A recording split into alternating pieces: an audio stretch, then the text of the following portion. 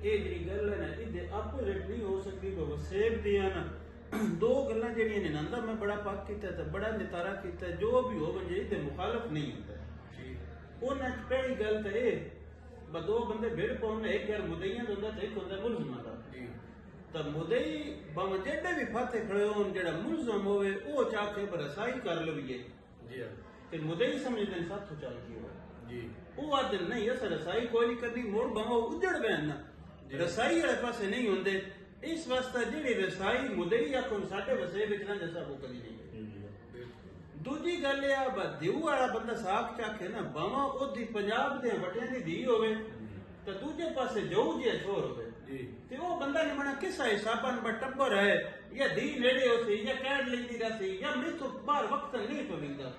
ਉਹ ਚ ਪੁੱਤਰਾ ਨਾ ਆਖੇ ਨਾ ਆਪਾਂ ਹੱਥ ਨਹੀਂ ਕੱਢ ਲਈਏ ਤੇ ਪੁੱਤਰਾ ਸਮਝਦਾ ਮੇਰਾ ਛੋਰ ਕੇ ਬੜਾ ਸਵਾਦੀ ਹੈ, ਜਿਸ ਤੋਂ ਮੈਂ ਧੀ ਪਿਆ ਤਾਂ ਬਿਲਕੁਲ ਉਹ ਮੁੱਕਰ ਵੈਂਦਾ ਪਿੱਛਾ ਖੱਜਲ ਹੁੰਦਾ ਵਕਤ ਛੋਰ ਭਾਵੇਂ ਰੁੜਦਾ ਤੇ ਰੁੜ ਵੈਸ।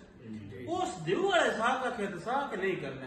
ਇਹ ਸਾਡੇ ਮੁਆਸ਼ਰੇ ਦੀ ਹੈ ਨਾ ਦੋ ਆਬਜ਼ਰਵੇਸ਼ਨ ਹੈ ਇਹਨੂੰ ਤੇ ਗੱਲ ਵਿਵਾਹ ਦੀ ਯਾਦ ਆ ਗਈ। ਬੈਠਾ ਬੈਠਾ ਹੈਦਰ ਪੈਲਸ ਦਾ ਕਿਸੇ ਜ਼ਮਾਨੇ ਤੇ ਮੁੜ ਬੰਦੇ ਮੜਿਆ ਦੀਆਂ ਵਾੜੀ ਬਣਾ ਕੇ ਤੇ ਥੱਲੇ ਸੱਤਰੀ ਪੱਤਰ ਵਿਛਾ ਕੇ ਤੇ ਜੰਨਾਂ ਦੀ ਜਾਈ ਬਣਾਉਂਦੇ ਹਨ, ਜੰਨਾਂ ਰਾਤ ਵੀ ਰਹਿੰਦੀਆਂ ਹਨ। ਕੜਾਈ ਤੇ ਲਾਉਣ ਇਹ ਖਾਣਾ ਹੋਣਾ, ਸੋਤੇ ਦੁੱਧ ਸਰ ਪਰ ਦੇਣਾ ਤੇ ਇਹ ਜੰਨਾਂ ਦੀ ਖੁਸ਼ਾਮਦ ਹੁੰਦੀ ਹੈ।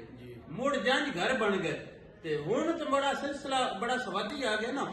ਆਲੀਸ਼ਾਨ ਮੈਰਿਜ ਹਾਲ ਇੱਕ ਤੋਂ ਵੱਧ ਬਣਦੇ ਨੇ ਤੇ ਇਹ ਸਾਡੇ ਇਲਾਕੇ ਵਿੱਚ ਬਾਬੜਾ ਵਿੱਚ ਹੈਦਰ ਪੈਲੇਸ ਦੇ ਨਾਂ ਤੋਂ ਇੱਕ ਬੜਾ ਸਵਾਦੀ ਮੈਰਿਜ ਹਾਲ ਬਣਿਆ। ਉਹਦੇ ਸਰਗੋਧੇ ਵਾਲੇ ਵਿੱਚ ਕੌਣ ਕਰ ਸਕਦਾ, ਪਰ ਗੱਲ ਤਾਂ ਸੱਚੀ ਹੈ ਮੰਡੀ ਇਸ ਵਕਤ ਨਾ ਸਾਡੇ ਦਾ ਮੁਕਾਬਲੇ ਚ ਵਧਿਆ ਖੜੋਤਾ ਹੈ। ਤੇ ਇਹ ਚੂੰਕਿ ਮੰਡੀ ਤੋਂ ਆਇਆ ਸਾਡੇ ਸ਼ਾਹ ਸਾਹਿਬ ਅਲੀ ਅब्बास लखवी ਸਾਹਿਬ ਮਾਸ਼ਾਅੱਲਾ ਮੰਡੀ ਬਾਵਲਦੀਨ ਤੋਂ ਹਨ, ਖਾਲਿਦ ਰਾਣੇ ਸਾਹਿਬ ਸਾਡੇ ਬਾਬੜੇ ਤੋਂ ਹੀ ਹਨ। इन्हें बड़ा न सवादी तो बड़ा अच्छा सेटअप बनाया। आज शादी पहली बारी इतने आया इस थोड़े हाल ते बड़ा ठट आया, बड़ा VIP माहौल ते बड़ा सोहना ते बड़ा सवादी इंतजाम ते इत्थे बैठे याद आ गई अजन्या दी गल ते परने दी गल ते ये गल ना मेरी बड़ी तकड़ी ऑब्जर्वेशन है। बदिऊ वाला दे आखना ते साफ नहीं हुंदा, मुदईयां दे आखना ते सुलह नहीं हुंदी। बिल्कुल ये मुआशरे दी जेहड़ी ऑब्जर्वेशन है क्योंकि मैं हर वेले वेखदा रहंदा सो ਤੇ ਇਸ ਤੋਂ ਇਹ ਦੀ ਜਿਹੜੀ ਗੱਲ ਹੁੰਦੀ ਆ ਉਹ ਤਕਰੀਬਨ ਪੀੜੀ ਹੁੰਦੀ ਹੈ। ਜਿੰਦੇ ਬਸਤੇ ਰਹੋ, ਜੁਗ ਜੁਗ ਜੀਓ, ਹਯਾਤੀਆਂ ਮਾਣੋ, ਚੜ੍ਹਦੀ ਕਲਾ, ਸਭ ਦੀ ਖੈਰ, ਸਭ ਦਾ ਭਲਾ ਰੱਬ ਰੱਖੇ।